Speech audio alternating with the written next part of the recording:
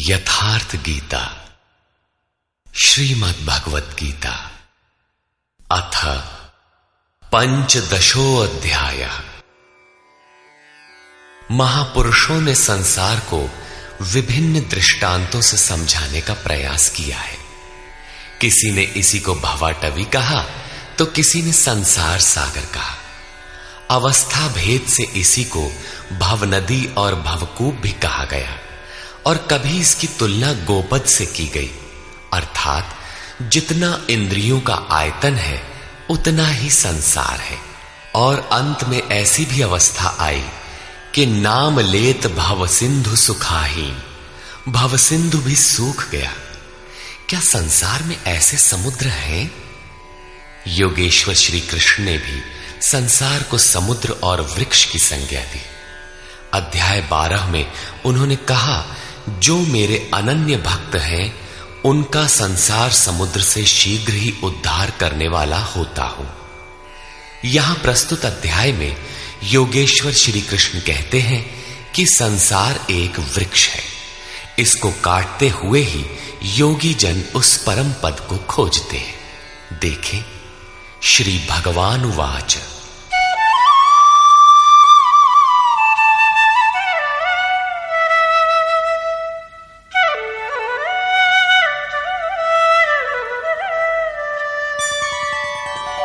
ऊर्ध्वमूलमधः शाखम् अश्वत्थं प्राहुरव्ययम् छन्दांसि यस्य पर्णानि यस्तं वेद स वेदवित्।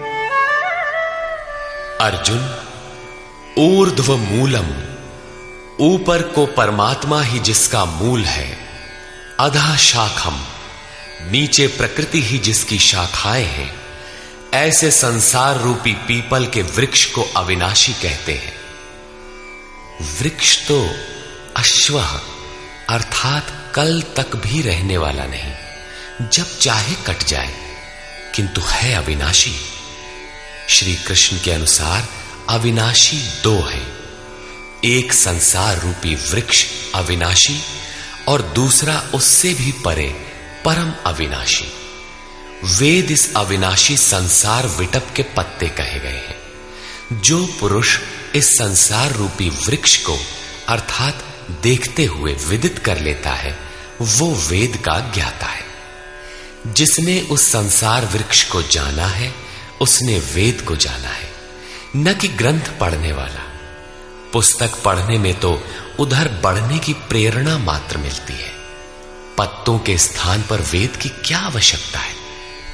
वस्तुतः पुरुष भटकते भटकते जिस अंतिम कोपल अर्थात अंतिम जन्म को लेता है, वहीं से वेद के वे छंद अर्थात जो कल्याण का सृजन करते हैं वहीं से प्रेरणा देते हैं, वहीं से उनका उपयोग है, वहीं से भटकाव समाप्त हो जाता है, वो स्वरूप की ओर घूम जाता है।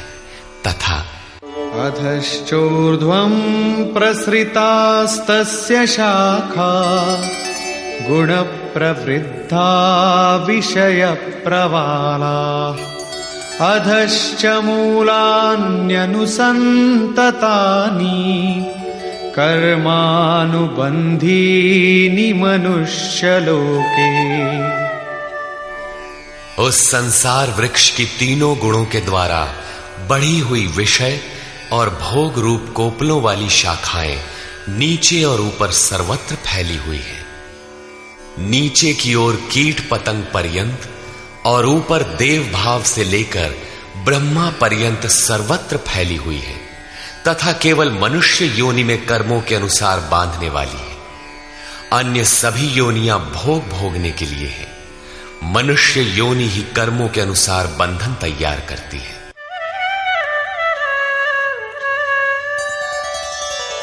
न रूपमस्येह तथोपलभ्यते नान्तो न चादिर्न च सम्प्रतिष्ठा अश्वत्थमेनं सुविरूढमूलम् असंगशस्त्रेण दृढ़ेन छित्त्वा। परंतु इस संसार वृक्ष का रूप जैसा कहा गया है वैसा यहां नहीं पाया जाता, क्योंकि न तो इसका आदि है न अंत है और न अच्छी प्रकार से इसकी स्थिति ही है, क्योंकि ये परिवर्तनशील है। इस सुदृढ़ मूल वाले संसार रूपी वृक्ष को दृढ़ असंग शस्त्रेण, असंग अर्थात वैराग्य रूपी शस्त्र द्वारा काटकर संसार रूपी वृक्ष को काटना है। ऐसा नहीं कि पीपल की जड़ में परमात्मा रहते हैं या पीपल का पत्ता वेद है और आरती करने लगे पेड़ की। इस संसार वृक्ष का मूल तो स्वयं परमात्मा ही बीज रूप से प्रसारित है, तो क्या वो भी कट जाएगा? दृढ़ वैराग्य द्वारा इस प्रकृति का संबंध विच्छेद हो जाता है। यही काटना है। काट कर करें क्या?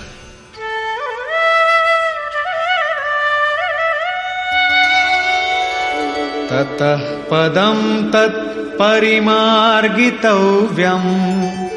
यस्मिन् गता न निवर्तन्ति भूयः तमेव चाद्यं पुरुषं प्रपद्ये यतः प्रवृत्ति प्रसृता पुराणी। दृढ़ वैराग्य द्वारा संसार विटप को काटने के उपरांत उस परम पद परमेश्वर को अच्छी प्रकार खोजना चाहिए, जिसमें गए हुए पुरुष फिर पीछे संसार में नहीं आते, अर्थात पूर्ण निवृत्ति प्राप्त कर लेते हैं। किंतु उसकी खोज किस प्रकार संभव है? योगेश्वर कहते हैं, इसके लिए समर्पण आवश्यक है। जिस परमेश्वर से पुरातन संसार वृक्ष की प्रवृत्ति विस्तार को प्राप्त हुई है, उसी आदि पुरुष परमात्मा की मैं शरण हूं, अर्थात उनकी शरण गए बिना वृक्ष मिटेगा नहीं। अब शरण में गया हुआ वैराग्य में स्थित पुरुष कैसे समझे कि वृक्ष कट गया? उसकी पहचान क्या है? इस पर कहते हैं, निर्माण मोहाजित संग दोषा अध्यात्म नित्या विनिवृत्त कामा द्वंद्वैर्विमुक्ता सुख दुःख संज्ञैर् गच्छन्त्यमूढ़ा पदमव्ययम् तत्। उपर्युक्त प्रकार के समर्पण से जिसका मोह और मान नष्ट हो गया है, आसक्ति रूपी संग दोष जिन्होंने जीत लिया है, अध्यात्म नित्या परमात्मा के स्वरूप में जिनकी निरंतर स्थिति है, जिनकी कामनाएं विशेष रूप से निवृत्त हो गई हैं और सुख दुख के द्वंद्वों से विमुक्त हुए ज्ञानी जन उस अविनाशी परम पद को प्राप्त होते हैं। जब तक ये अवस्था नहीं आती तब तक संसार वृक्ष नहीं कटता। यहां तक वैराग्य की आवश्यकता रहती है। उस परम पद का क्या स्वरूप है जिसे पाते हैं? न तद्भासयते सूर्यो न शशांको न पावकः यद्गत्वा न निवर्तन्ते तद्धाम परमं मम। उस परम पद को न सूर्य न चंद्रमा और न अग्नि ही प्रकाशित कर पाते हैं। जिस परम पद को प्राप्त कर मनुष्य पीछे संसार में नहीं आते हैं, वही मेरा परम धाम है, अर्थात उनका पुनर्जन्म नहीं होता। इस पद की प्राप्ति में सबका समान अधिकार है। इस पर कहते हैं,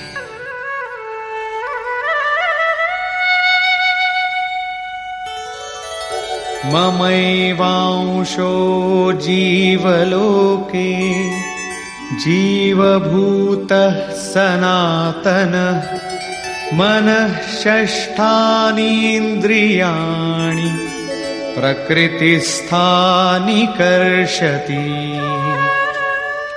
जीवलोके अर्थात इस देह में, अर्थात शरीर ही लोक है। ये जीवात्मा मेरा ही सनातन अंश है और वही इन त्रिगुणमयी माया में स्थित हुई मन सहित पांचों इंद्रियों को आकर्षित करता है? भला कैसे? शरीरं यदवाप्नोति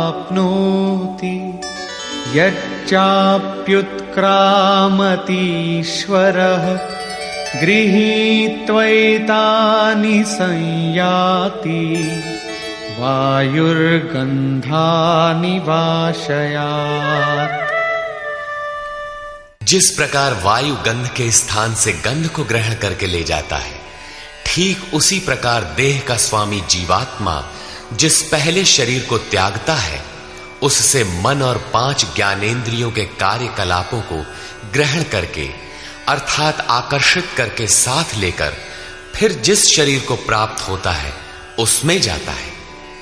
जब अगला शरीर तत्काल निश्चित है तो आटे का पिंड बनाकर किसे पहुंचाते हो? लेता कौन है?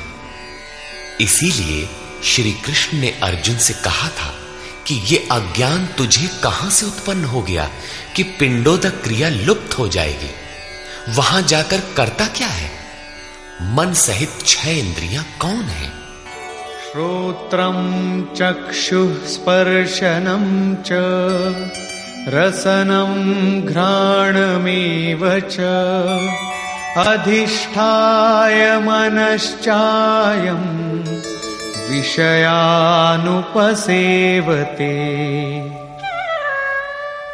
उस शरीर में स्थित होकर ये जीवात्मा कान, आंख, त्वचा, जिह्वा, नासिका और मन का आश्रय लेकर अर्थात इन सब के सहारे ही विषयों का सेवन करता है, किंतु ऐसा दिखाई नहीं पड़ता, सब उसे देख नहीं पाते। इस पर श्री कृष्ण कहते हैं, उत्क्रामन्तं स्थितं वापि भुञ्जानं वा गुणान्वितं विमूढानानुपश्यन्ति पश्यन्ति ज्ञानचक्षुषः। शरीर छोड़कर जाते हुए, शरीर में स्थित हुए, विषयों को भोगते हुए अथवा तीनों गुणों से युक्त हुए भी जीवात्मा को विशेष मूढ़ अज्ञानी नहीं जानते। केवल ज्ञान रूपी नेत्र वाले ही उसे जानते हैं, देखते हैं। ठीक ऐसा ही है। अब वो दृष्टि कैसे मिले? आगे देखें।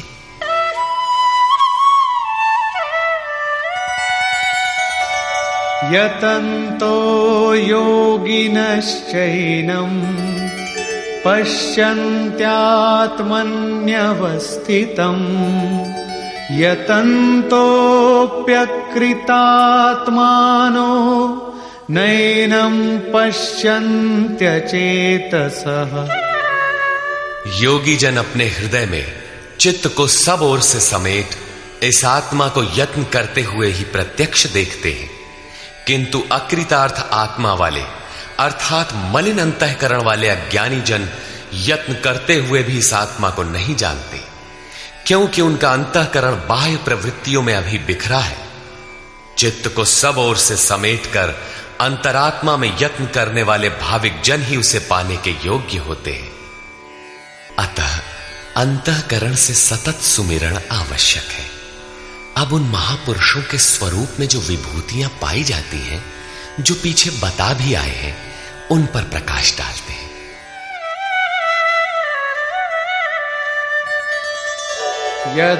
यदादित्यगतं तेजो जगद्भासयतेऽखिलं यच्चन्द्रमसि यच्चाग्नौ तत्तेजो विद्धि मामकम्। जो तेज सूर्य में स्थित हुआ संपूर्ण जगत को प्रकाशित करता है, जो तेज चंद्रमा में स्थित है और जो तेज अग्नि में है, इसे तू मेरा ही जान। अब उस महापुरुष द्वारा कार्य बताते हैं। गामाविश्य च भूतानि धारयाम्यहमोजसा उष्णामि चौषधीः सर्वा सोमो भूत्वा रसात्मकः। मैं ही पृथ्वी में प्रवेश करके अपनी शक्ति से सब भूतों को धारण करता हूं और चंद्रमा में रस स्वरूप होकर संपूर्ण वनस्पतियों को पुष्ट करता हूं।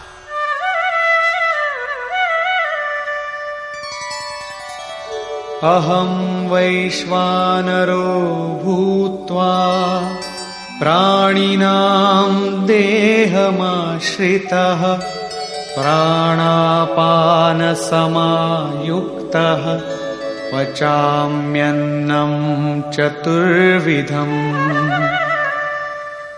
मैं ही प्राणियों के शरीर में अग्नि रूप से स्थित होकर प्राण और अपान से युक्त हुआ 4 प्रकार के अन्नों को पचाता हूं। अध्याय 4 में स्वयं योगेश्वर श्री कृष्ण ने इंद्रियाग्नि, संयमाग्नि, योगाग्नि, प्राण अपानाग्नि, ब्रह्माग्नि इत्यादि 13-14 अग्नियों का उल्लेख किया, जिनमें सबका परिणाम ज्ञान है। ज्ञान ही अग्नि है। श्री कृष्ण कहते हैं, ऐसा अग्नि स्वरूप होकर प्राण और अपान से युक्त 4 विधियों से, अर्थात जप सदैव श्वास प्रश्वास से होता है, उसकी 4 विधियां बैखरी, मध्यमा, पश्यंती और परा है। इन 4 विधियों से तैयार होने वाले अन्नों को मैं ही पचाता हूं।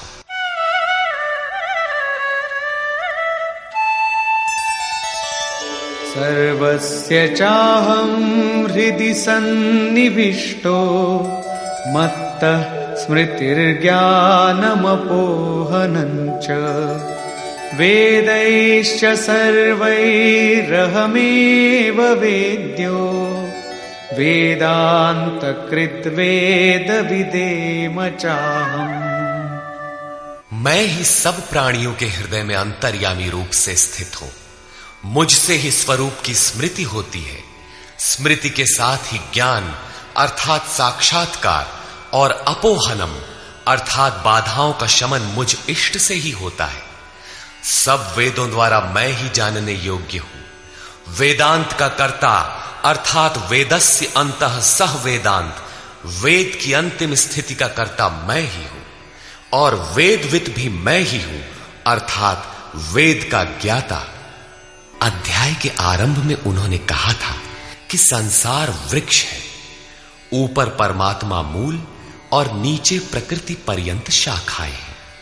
जो इस मूल से प्रकृति का विभाजन करके जानता है, मूल से जानता है, वो वेदविद है। यहां कहते हैं कि मैं वेदविद हूं। उसे जो जानता है, श्री कृष्ण ने अपने को उनकी तुलना में खड़ा किया कि वो वेदविद है। मैं वेदविद हूं। श्री कृष्ण भी एक तत्वज्ञ महापुरुष, योगियों के भी परम योगी थे। यहां ये प्रश्न पूरा हुआ। अब बताते हैं कि संसार में पुरुष का स्वरूप 2 प्रकार का है। द्वाविमौ पुरुषौ लोके क्षरश्चाक्षर एव च क्षरः सर्वाणि भूतानि कूटस्थोऽक्षर उच्यते। अर्जुन, इस संसार में क्षर, क्षय होने वाले, परिवर्तनशील और अक्षर, अक्षय, अपरिवर्तनशील, ऐसे 2 प्रकार के पुरुष हैं। उनमें संपूर्ण भूत प्राणियों के शरीर तो नाशवान है, क्षर पुरुष हैं, और ये कूटस्थ पुरुष अविनाशी कहा जाता है। साधन के द्वारा मन सहित इंद्रियों का निरोध अर्थात जिसकी इंद्रिय समूह कूटस्थ है, वही अक्षर कहलाता है। किंतु यह भी पुरुष की अवस्था विशेष ही है। इन दोनों से भी परे एक अन्य पुरुष भी है।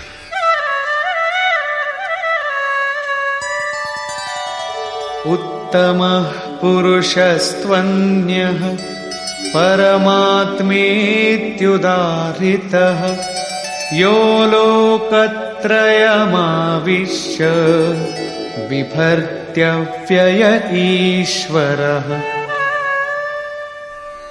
उन दोनों से अति उत्तम पुरुष तो अन्य ही है, जो तीनों लोकों में प्रवेश करके सबका धारण पोषण करता है, और अविनाशी परमात्मा ईश्वर ऐसे कहा गया है। परमात्मा अव्यक्त, अविनाशी, पुरुषोत्तम इत्यादि उसके परिचायक शब्द हैं। वस्तुतः ये अन्य ही है, अर्थात अनिर्वचनीय है। ये क्षर अक्षर से परे महापुरुष की अंतिम अवस्था है, जिसको परमात्मा इत्यादि शब्दों से इंगित किया गया है, किंतु वो अन्य है, अर्थात अनिर्वचनीय है।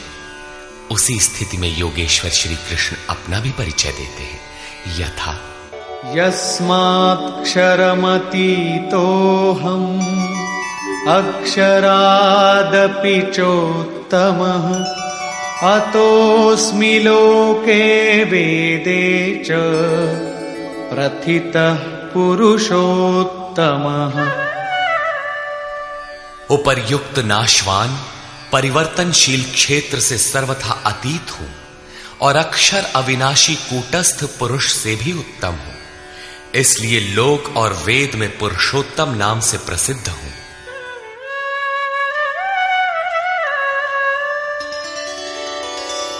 यो मामेवमसम्मूढो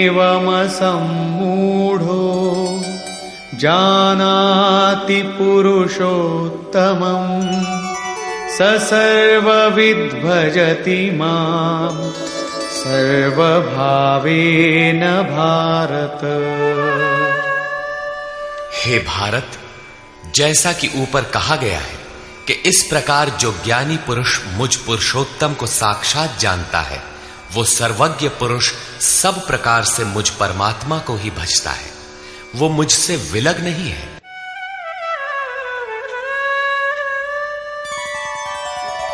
इति गुह्यतमं शास्त्रम् इदमुक्तं मया नघ एतद्बुद्ध्वा बुद्धिमान् स्यात् कृतकृत्यश्च भारत।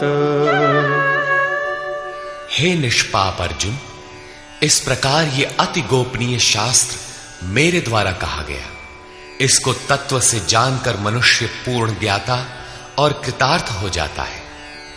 अतः योगेश्वर श्री कृष्ण की ये वाणी स्वयं में पूर्ण शास्त्र है। श्री कृष्ण का ये रहस्य अत्यंत गुप्त था। उन्होंने केवल अनुरागियों से बताया। ये अधिकारी के लिए ही है। श्री कृष्ण का ये स्वरूप सबके लिए था भी नहीं। कोई उन्हें राजा, कोई दूत, तो कोई यादव ही मानता था, किंतु अधिकारी अर्जुन से उन्होंने कोई दुराव नहीं रखा। उसने पाया कि वो परम सत्य पुरुषोत्तम नहीं। दुराव रखते तो उसका कल्याण ही न होता। यही विशेषता प्राप्ति वाले प्रत्येक महापुरुष में पाई गई। रामकृष्ण परमहंस देव एक बार बहुत प्रसन्न थे। भक्तों ने पूछा, आज तो आप बहुत प्रसन्न हैं? बोले, आज मैं वो परमहंस हो गया। उनके समकालीन कोई अच्छे महापुरुष परमहंस थे, उनकी ओर संकेत किया। कुछ देर बाद वो मन क्रम वचन से विरक्ति की आशा से अपने पीछे लगे साधकों से बोले, देखो, अब तुम लोग संदेह न करना, मैं वही राम हूं जो त्रेता में हुए थे, वही कृष्ण हूं जो द्वापर में हुए थे। मैं उन्हीं की पवित्र आत्मा हूं, वही स्वरूप हूं। यदि पाना है तो मुझे देखो। ठीक इसी प्रकार पूज्य गुरु महाराज भी सबके सामने कहा करते थे, हो, हम भगवान के दूत हैं। जे सचहू का संत है वो भगवान का दूत है। हमारे द्वारा ही उनका संदेशा मिलता है। पूज्य महाराज जी सबसे तो इतना ही कहते थे, न किसी विचार का खंडन न मंडन, किंतु जो विरक्ति में पीछे लगे थे उनसे कहते थे, केवल मेरे स्वरूप को देखो। यदि तुम्हें उस परम तत्व की चाह है तो मुझे देखो, संदेह मत करो। बहुतों ने संदेह किया तो उनको अनुभव में दिखाकर उन बाह्य विचारों से हटाकर अपने स्वरूप में लगाया। वे अद्यावधि महापुरुष के रूप में अवस्थित हैं। इसी प्रकार श्री कृष्ण की अपनी स्थिति गोपनीय तो थी, किंतु अपने अनन्य भक्त पूर्ण अधिकारी अनुरागी अर्जुन के प्रति उन्होंने उसे प्रकाशित किया। हर भक्त के लिए संभव है, महापुरुष लाखों को उस रास्ते पर चला देते हैं। निष्कर्ष, इस अध्याय के आरंभ में योगेश्वर श्री कृष्ण ने बताया कि संसार एक वृक्ष है, पीपल जैसा वृक्ष है। पीपल एक उदाहरण मात्र है। ऊपर इसका मूल परमात्मा और नीचे प्रकृति पर्यंत इसकी शाखाएं प्रशाखाएं हैं। जो इस वृक्ष को मूल सहित विदित कर लेता है वह वेदों का ज्ञाता है। इस संसार वृक्ष की शाखाएं ऊपर और नीचे सर्वत्र व्याप्त हैं और मूलानि, उसकी जड़ों का जाल भी ऊपर और नीचे सर्वत्र व्याप्त है, क्योंकि वह मूल ईश्वर है और वही बीज रूप से प्रत्येक जीव हृदय में निवास करता है। योगेश्वर श्री कृष्ण के अनुसार संसार वृक्ष है जिसका मूल सर्वत्र है और शाखाएं सर्वत्र हैं। कर्मानुबंधीनि मनुष्य लोके, कर्मों के अनुसार केवल मनुष्य योनि में बंधन तैयार करता है, बांधता है। अन्य योनियां तो इन्हीं कर्मों के अनुसार भोग भोगती हैं। अतः दृढ़ वैराग्य रूपी शस्त्र द्वारा इस संसार रूपी पीपल के वृक्ष को तू काट और उस परम पद को ढूंढ जिसमें गए हुए महर्षि पुनर्जन्म को प्राप्त नहीं होते। कैसे जाना जाए कि संसार वृक्ष कट गया? योगेश्वर कहते हैं कि जो मान और मोह से सर्वथा रहित है, जिसने संग दोष जीत लिया है, जिसकी कामनाएं निवृत्त हो गई हैं और जो द्वंद्व से मुक्त है, वह पुरुष उस परम तत्व को प्राप्त होता है। उस परम पद को न सूर्य, न चंद्रमा और न अग्नि ही प्रकाशित कर पाते हैं।